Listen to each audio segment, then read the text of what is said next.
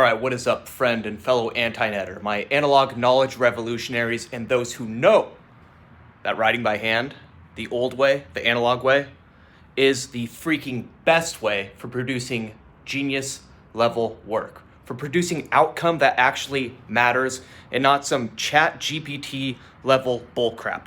Anyway, here I am in my lair on a Wednesday eve, and I always have these blinds closed. I literally just opened these blinds up, and look at that sunset over the San Diego coast. Yet here I am in an office suite surrounded by accountants and lawyers, and of course, stuffed between them is my anti-net Zettelkasten, the most badass thing for producing genius level work and developing knowledge. Now, I'm going to turn the camera over because I want to show you a lesson. I'm going to show you how to read efficiently using a Zettelkasten, okay? And a book that I am reading, or that I read starting last Tuesday and completed last night, which I guess is Tuesday night. And actually, I lied. I take that back. I started this book last Thursday. And I went skiing all weekend, and by skiing, I mean snowboarding, and by snowboarding, I mean falling into a freaking hole of powder under one of the ski lifts, but I'm not going to get on a tangent about that right now. Anyway, I somehow found a way to read this book and read it efficiently. And what I want to show you is how to actually read the Zettelkasten way, the anti-net way, the Nicholas Luhmann way, using a bib card, and then how to efficiently process those notes. And by process, I mean how to actually install them in your own Zettelkasten. The true Zettelkasten, the analog Zettelkasten, the anti-net Zettelkasten. Yes, folks, I'm coming hot. No more BS, fluff ball, obsidian. Hey, let's make friends and make nice with all the digital crap out there. The analog way is the true way for freaking developing the mind. All right, let's proceed. So, when I read this book, YouTube Secrets, I read it pretty quickly, and there's some good lessons in here, and a lot of things I already knew, and some of the things it's like, yeah, I know, and I probably should be doing it, whatever. But the thing that I found is that you don't need to read these books super carefully, like every single word. You can learn to read these types of books efficiently. And these really, I finished the book, and I only had these bib notes on the bib card. Here's the bibliography information, and this, of course, gets filed in the bib box. And I only came away with these, what is this? 1, 2, 3, 4, 5. These 5 bib notes. And what you'll see is, you'll see certain words like passion. And in this, on page 22, it says passion is the most important thing for YouTube success, which maybe has had an influence on me coming in a little bit more hot in this video and being very passionate about the analog way of developing the mind. Anyway, I'm going to show you how, after I finished the book, I went through, and in less than 5 minutes, I was able to install this in the anti-net.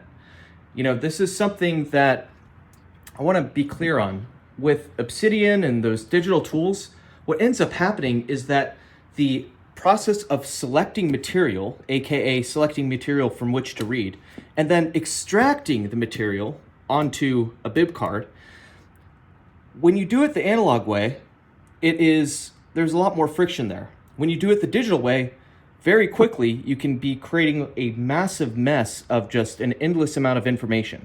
And that's why this whole notion of collector's fallacy emerged in the digital age. Collector's fallacy is essentially the belief that those who just collect information without thinking it through and processing the information are kind of just wasting their time. Now, here's something that I will say. You don't have to worry about collector's fallacy if you use the analog way, the anti-net way of reading and developing thoughts and developing the mind. And the reason is because there's so much more friction with selecting books and selecting items within the book to extract onto the bib card, and then from there to actually install it in your whole analog brain. So don't worry about the whole collector's fallacy BS that was, I think, originally created by Christian of Zettelkasten.de, And Christian is a very cool guy, no disrespect for him, but unfortunately, he is stuck with all the other bubble graph boys using digital tools. Sorry, Christian, you're still cool, but you know what? Collector's fallacy doesn't apply for the analog knowledge revolutionaries. So I'm going to show you how to quickly extract knowledge, and then how to, in less than 5 minutes, how to install these pieces of knowledge after you're done reading a book into your Antinet. So what I've laid out right here, these are cards from my own index. You see Passion, this goes in my index box. I just pulled it out of P right over there. This is Passion, okay? And so if you can see on the bib card, I have Passion is the most important thing for YouTube. So all I did was I created an external reference on my index card under Passion that says most important thing for YouTube success. And it says B Channel YouTube page 22, which maps to B Channel YouTube, then page 22. So whenever I go back and I want to write about Passion, I will go and navigate over to my 5460/6 section on Passion. And I will also know that, I also have this tidbit. And if I want to use it at the time of actually creating a piece of work, I can then develop that piece of knowledge further. So I won't have to waste my time writing a main card right now about Passion if I don't know if I'm going to actually use it, right? So I'm done with that. Now I've essentially installed Passion by creating an XREF. If you read my book, here's a shameless plug, the best freaking book ever written on Zettelkasten. By the way, the only people that don't give it a 5-star are the Obsidian Bubble Graph boys and the old curmudgeon blowhards that have not created a piece of work. All they do is they're professional note takers. Not the book club people. I like that. Dan Lasso, you're cool. But I'm talking about other curmudgeons and YouTube comments and all of that stuff, and the people on Goodreads, okay? There's some freaking professional, what is it called? Book readers out there, and not book producers, or really any producers of frickin' anything. Yes, I'm coming in hot today. Anyway, the next index card, and this is called a key term index card that you'll learn about in my book, is for consistency, okay? And you'll see here on page 114, I wrote consistency. The YouTube algorithm rewards it. That is, if you consistently upload YouTube videos, you're gonna be rewarded. So, if I go over here to consistency, it just says key for YouTube success. Connell, YouTube, I guess it was 124, okay? Sometimes, I guess I can't read my own handwriting. All right, so next one, we have YouTube, okay? Look at how that's underlined. So what I did here is in my index, it says YouTube, and then it says YouTube Secrets Book. And you'll notice I don't have a page number. I just say, go look at, if you want to learn more about YouTube related content, go see the YouTube Secrets Book, and then the bib card B.Connell YouTube. Okay, so it's telling me to go, if I ever want to review notes on YouTube, I can just go review this card, which is essentially a book about YouTube, and ingest all of that knowledge and remind myself of all of the things that I learned. Okay, now that's great and all.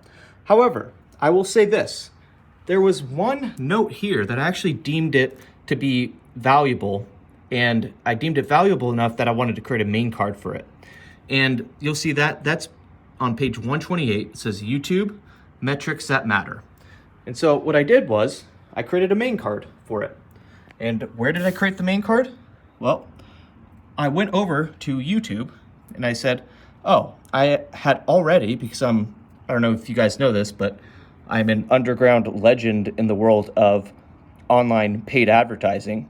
And back in the day, I went hard on paid Google ads and using Google ads to target the YouTube platform with video ads. And so I already had notes on this, and that was 5261/90. So what I did was, because this is a book about creating YouTube videos in an organic way, I decided to place the YouTube creation videos at 5261/91.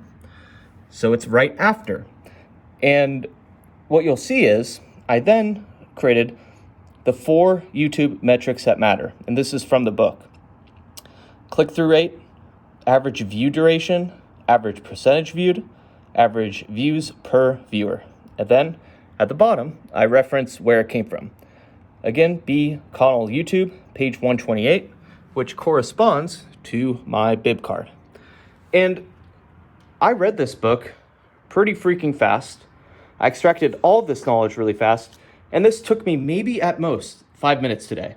And now I have this nest, this wide-ranging nest in my tree of knowledge that I'm going to stumble upon in the future for 30 years to come, that, maybe I'll start writing about a Scott Shepper newsletter edition about the importance of consistency or passion.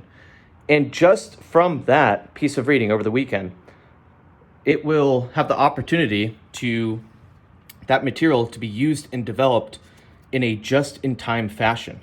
So that's one of the things that Lumen kind of gravitated towards later on in his career. He didn't want to get bogged down too much with the main notes and excerpts, even though he did excerpt. In fact, as I've said before, and I'll say it again, he said, don't excerpt in his own Zettelkasten, and then 4 cards later, you see an excerpt. So there's always a little bit of the do as I say, not as I do principle, and Lumen himself was even guilty of such. Anyway, I hope this helped you out, and I hope this provided a little bit of a faster, more streamlined way of thinking about how to take the notes that you extract onto your bib card and then install them into your AntiNet Zettelkasten in a very efficient way. Stay crispy, my friends. Peace and love. Scott Shepper, over and out.